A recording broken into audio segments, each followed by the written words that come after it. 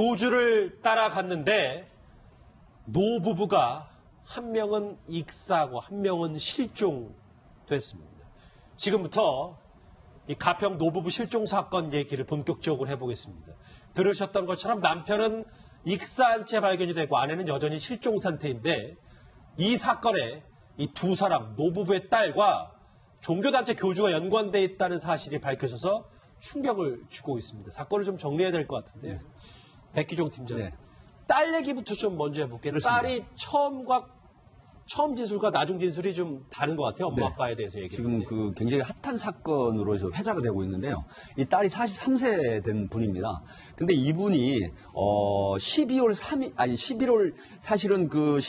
12일 날 오후 3시에 이제 어떤 그 춘천 인근에 있는 가평 인근에 있는 북한강에서 시신이 떠올라서 신고가 됩니다. 예. 근데 가서 보니까 경찰관이 확인해 보니까 결국 80대 중반의 이제 노인으로 밝혀졌는데 이걸 인적상을 확인해서 그 딸에게 가서 아버지가 북한강변에서 발견이 됐다라고 했는데 이 딸은 뭐라고 얘기를 하냐면 아버지 엄마가 이 조용하고 또 편안한 곳에 가고 싶다 그래서 손잡고 나가셨다라고 진술을 했는데 예. 경찰관이 이상을 해서 주차장에 설치된 CCTV를 확인해 보니까 11일 날 오후 7시 20분경 아버지가 먼저 봉고차에 묘령의 여인하고 같이 나가시고 그다음에 1시간 한 20분쯤 후죠. 9시 40분경에 어머니를 딸과 또 묘령의 여인과 함께 봉고차에 태워서 어디론가 가는 게 드러났어요.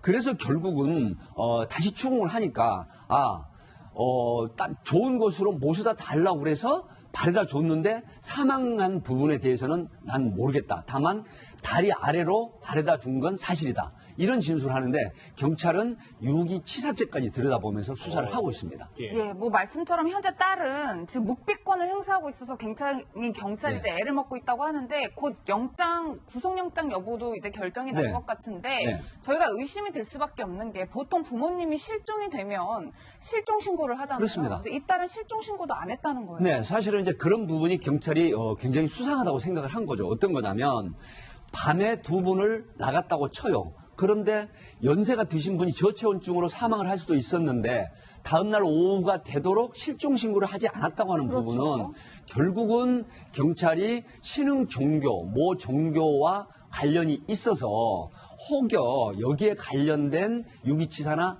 나중에 혹시 살인까지 한 게 아닌가 하는 그런 의구심을 가지고 지금 수사를 맹렬히 하고 있는 그런 사안입니다. 예, 박 변호사님 그런데 일단은 피해자들이 진술은 거부를 하고 있지만 데려다 준 것까지는 사실이다. 그렇죠. 그런데 우리가 죽었는지 살았는지 여부는 모른다. 지금 일관된 주장을 하고 있는데 이렇게 되면 살인 혐의를 입증하는 건 좀 어려울 수도 있나? 지금은 존속 유기입니다. 부모님에 대해서 유기를 했던 부분, 또 교주 같은 경우 유기죄가 적용될 수 있고요. 그걸로 이제 영장을 실질 심사를 하든 영장이 청구될 것으로 보이는데 그렇다고 하더라도 중간에 진술이 좀 번복된 게 중요하고요. 어머니, 아버지가 2시간 단위로 데려다 주고 나갔습니다.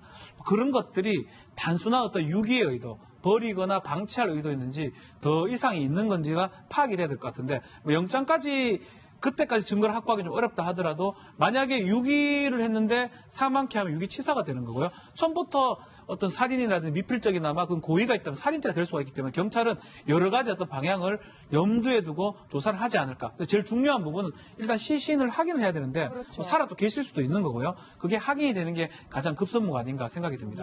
아버지는 익사를 했고 엄마는 실종 상태인데 이게 딸이 말을 바꾼 것도 지금 사건을 상당히 복잡하게 만드는데 저희가 주목해봐야 되는 인물이 하나 더 있어요. 저기 바로 교주입니다. 63살 여성 임모 씨인데 이 사람도 지금 이 사건과 연관이 있는데 구체적인 진술을 백지영 기자 안 하고 있는 거죠? 네, 그렇습니다. 지금 그 가평경찰서에 이제 수사 전담반이 설립이 돼서 수사를 하고 있는데요. 이 딸도 묵비권처럼 행사를 하고 있고요. 교주로 추정되는 63세 된 이 여성도 사실은 봉고차를 같이 타고 어디론가 갔었는데 이 부분에 대해서 일체 지금 함구를 하고 있거든요. 그렇다고 하면 사실은 신흥 종교의 심취가 되는 경우에는 예전에 많은 사례들을 보면 가족 간에 굉장히 갈등이 일어납니다. 그런데 교주라든가 이 신흥 종교의 소위 이단적인 요소가 있는 이런 종교 관계자들이 어떤 형태로 유도를 하냐면 바로 사탄이나 악기, 악령이 끼었기 때문에 제거해야 될 사람으로 가족 간에 분리를 해버린 경우가 있습니다. 그래서 경찰에서는 이 부분도 지금 혹여 교주가 관련돼서 종교 관계자와 함께 딸을 유도를 해서 가족, 그러니까 노 부부를 결국 제거하거나 유기를 해서 사망케 한 그런 부분까지 들여다보고 수사를 하고 있는 겁니다. 그렇군요. 예. 말씀하신 것처럼 사건의 이 교주인 임 씨가 관여됐을 가능성이 크다. 이 종교가 녹아들었을 가능성이 크다. 뭐 이렇게 보는 것 같습니다. 경찰 관계자의 목소리 한번 듣고 오겠습니다.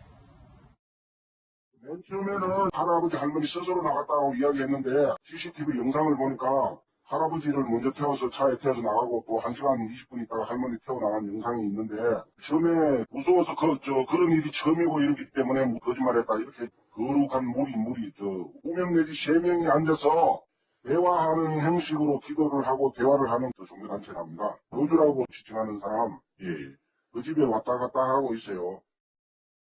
예, 뭐 하재근 평론가님 예. 가평경찰서 관계자에 따르면 원래는 기독교를 믿다가 예. 거룩한 무리라는 일종의 종교 모임을 만들어서 예. 이들이 활동을 하기 시작했다는 거예요. 예, 거룩한 무리라는 종교 모임인데 이게 한 2명, 3명 이렇게 모여가지고 대화하는 형식으로 기도를 한다는 그런 모임인데 그 2명, 3명이 여기저기 사는 게 아니라 한 곳에 모여서 숙식을 한다는 거죠. 예. 근데 그 숙식을 2명이 지금 돌아가신 할아버지 이분 댁에 모여서 같이 살았다는 겁니다.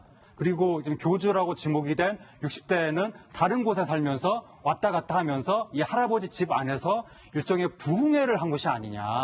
그 과정에서 그러니까 할아버지 입장에서 보면 우리 집에서 웬 부흥회냐 이러면서 마찰이 생겼을 가능성도 있는 거고. 잠시만요. 저 화면이 저희가 물론 좀 뿌옇게 정확하게는 다 보여드릴 수 없습니다만 저 해당 건물입니다. 예, 말씀하십시오. 예, 그러니까 아니면 할아버지라든가 할머니, 실종된 할머니까지도 어쩌면 일종의 교인일 가능성도 있는 거고, 뭐 진실이 뭔지는 알 수 없지만, 어쨌든 일종의 사이비 종교와 연관된 사건이 아니냐라고 경찰은 일단 추정을 하고 있는 겁니다. 예. 그러니까 아까 잠깐 그 그래픽으로도 확인했습니다만 숙식형 종교 행태니까 저기에 뭐 지금 익사하고 실종된 이 노부뿐만 아니라 다른 분들도 이제 그렇죠. 왔다 갔다 했던 건데 저게 수사에 척조 적이겠습니까? 이게 문제예요. 사실은 딸 이 씨도 문제고 또 종교단체 그 수장, 교주로 추정된 사람도 저기 살았고 또 다른 어떤 신자들도 있었고 또 살해됐을 걸로 추정되는 아니면 실종했던 노부부도 저기 살았는 거거든요. 그렇다면 숙식성 교주는 다른 데 왔다 있었지만 갔다 왔다 갔다 예. 했지만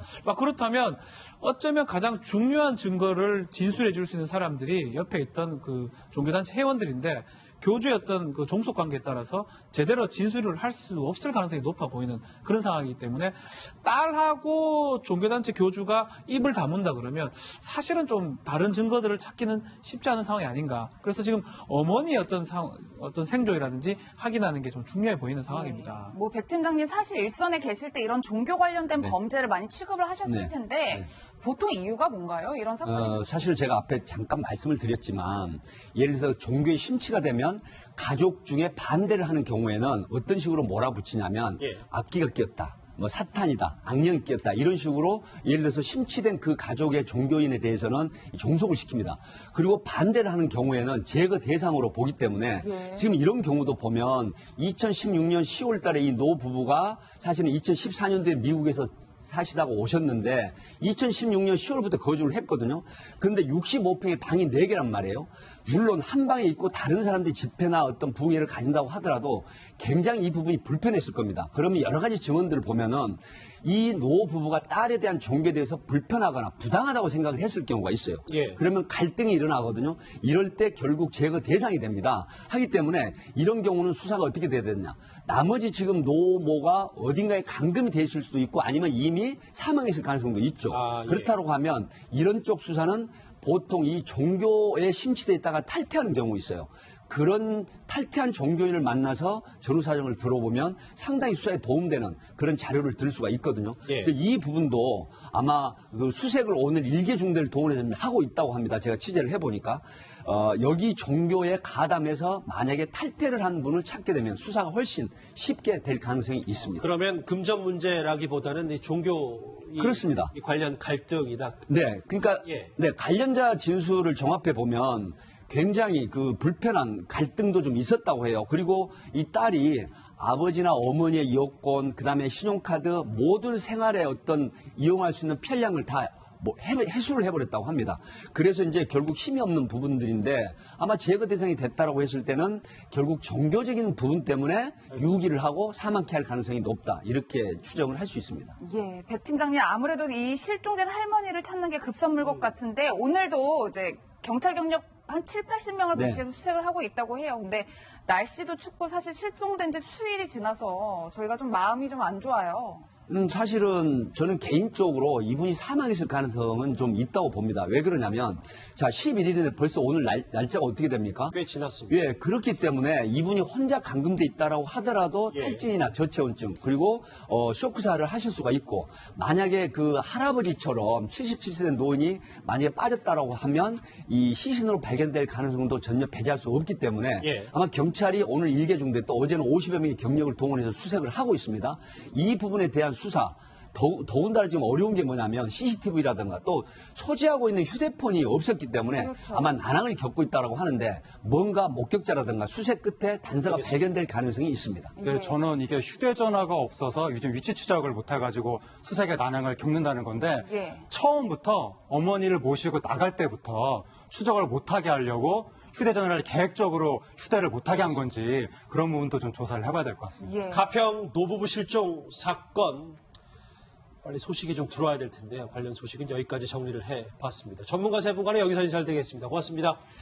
4살 여성 임모 씨인데 이 사람도 지금 이 사건과 연관이 있는데 구체적인 진술을 백지영 기자 안 하고 있는 거죠? 네, 그렇습니다. 지금 그 가평경찰서에 이제 수사 전담반이 설립이 돼서 수사를 하고 있는데요. 이 딸도 묵비권처럼 행사를 하고 있고요. 교주로 추정되는 63세 된 이 여성도 사실은 봉고차를 같이 타고 어디론가 갔었는데 이 부분에 대해서 일체 지금 함구를 하고 있거든요. 그렇다고 하면 사실은 신흥 종교의 심취가 되는 경우에는 예전에 많은 사례들을 보면 예. 가족 간에 굉장히 갈등이 일어납니다. 그런데 교주라든가 이 신흥 종교의 소위 이단적인 요소가 있는 이런 종교 관계자들이 어떤 형태로 유도를 하냐면 바로 사탄이나 악기, 악령이 끼었기 때문에 제거해야 될 사람으로 가족 간에 분리를 해버리는 경우가 있습니다. 그래서 경찰에서는 이 부분도 지금 혹여 교주가 관련돼서 종교 관계자와 함께 딸을 유도를 해서 가족, 그러니까 노부부를 결국 제거하거나 유기를 해서 할 수도 예, 있나? 지금은 존속 유기입니다. 부모님에 대해서 유기를 했던 부분, 또 교주 같은 경우 유기죄가 적용될 수 있고요. 그걸로 이제 영장을 실질 심사를 하든 영장이 청구될 것으로 보이는데 그렇다고 하더라도 중간에 진술이 좀 번복된 게 중요하고요. 어머니 아버지가 2시간 단위로 데려다 좀 나갔습니다.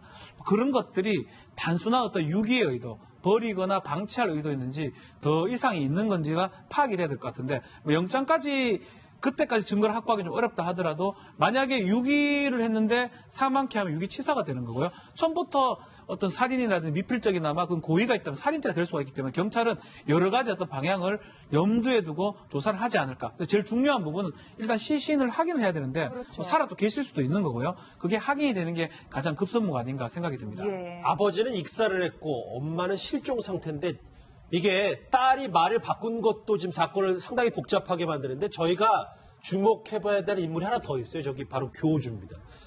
60세 경찰관이 확인해 보니까 결국 80대 중반의 이제 노인으로 밝혀졌는데 이걸 인적상을 확인해서 그 딸에게 가서 아버지가 북한 강변에서 발견이 됐다라고 했는데 이 딸은 뭐라고 얘기를 하냐면 아버지 엄마가 이 조용하고 또 편안한 곳에 가고 싶다 그래서 손잡고 나가셨다라고 진술을 했는데 예. 경찰관이 이상을 해서 주차장에 설치된 CCTV를 확인해 보니까 11일 날 오후 7시 20분경 아버지가 먼저 봉고차에 묘령의 여인하고 같이 나가시고 그다음에 1시간 한 20분쯤 후죠. 9시 40분경에 어머니를 딸과 또 묘령의 여인과 함께 봉고차에 태워서 어디론가 가는 게 드러났어요.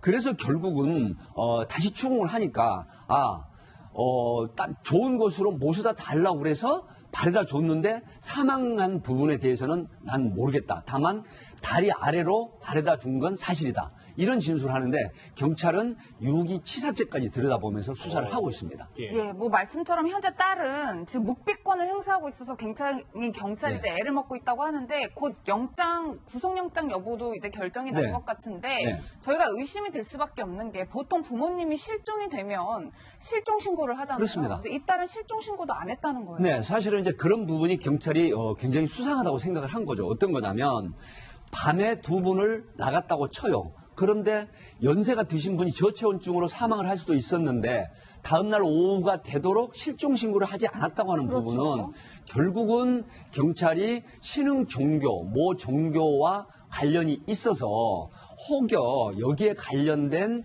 유기치사나 나중에 혹시 살인까지 한 게 아닌가 하는 그런 의구심을 가지고 지금 수사를 맹렬히 하고 있는 그런 사안입니다. 예, 박 변호사님 네. 그런데 일단은 피해자들이 진술은 거부를 하고 있지만 네. 데려다 준 것까지는 사실이다. 그렇죠. 그런데 우리가 죽었는지 살았는지 여부는 모른다. 지금 일관된 주장을 하고 있는데 그렇죠. 이렇게 되면 살인 혐의를 입증하는 건 좀 어렵. 교주를 따라갔는데 노부부가 한 명은 익사하고 한 명은 실종됐습니다. 지금부터 이 가평 노부부 실종 사건 얘기를 본격적으로 해보겠습니다. 들으셨던 것처럼 남편은 익사한 채 발견이 되고 아내는 여전히 실종 상태인데 이 사건에 이 두 사람 노부부의 딸과 종교단체 교주가 연관돼 있다는 사실이 밝혀져서 충격을 주고 있습니다. 사건을 좀 정리해야 될 것 같은데 백기종 팀장, 네. 딸 얘기부터 좀 먼저 해볼게요. 그렇습니다. 딸이 처음 진술과 나중 진술이 좀 다른 것 같아요. 엄마 네. 아빠에 대해서 얘기를. 지금 그 굉장히 핫한 사건으로 해서 회자가 되고 있는데요. 이 딸이 43세 된 분입니다. 근데 이분이 11월 사실은 그 11월 12일 날 오후 3시에 이제 어떤 그 춘천 인근에 있는 가평 인근에 있는 북한강에서 시신이 떠올라서 신고가 됩니다. 예. 근데 가서 보니까